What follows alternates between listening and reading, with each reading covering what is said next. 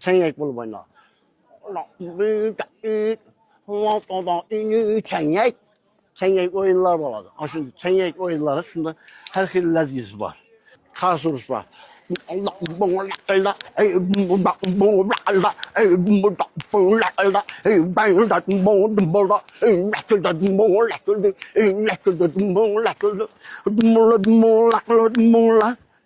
Hey!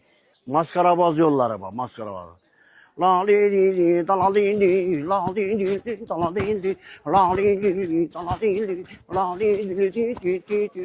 Xorazmda 9 xil ləzgi mövcud olub, bunların birincisi məsxarabaz ləzgisi, ikincisi kayraq ləzgisi, üçüncüsü surnay ləzgisi, çəngək ləzgisi, qarmon ləzgisi, xiva ləzgisi, dutar ləzgisi, həm də Kamilca Atanyazov söz bağışlayan Xorazmli yelləli ləzgiləri hesablanır. Hareketlerini ko'rsatib bering. Bu Xorazm ləzgisinin hərəkətləri qadim Avesto dininə barda qaladı. Yəni bizdə Zarduştilik dinində qadimdə Xorazmdə quyaşa sığınırlar. Quyaşa sığınan vaxtında rez bələdilər. Rez deyimiz bizə onu rez bilən çıxan vaxtlarında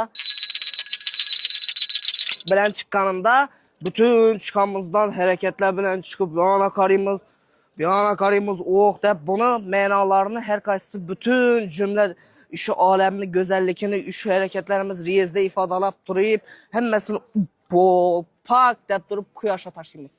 Yəni bu qadim Xorazmni özünün Zərdüştilik dinindən qalğan gahlarda boğandan bu ləzgi. Şu Zərdüştilik dinindən qalıb yatıran hərəkətlərimiz, məsələn gəplərimiz həm kiştək, hava, ava, xeylə, həmməsi şu Zərdüştilik dinindən bizlərə qalıb yatıran vəcə hesablanır. 3000 yıllık tarixi Xorazm ləzgisi.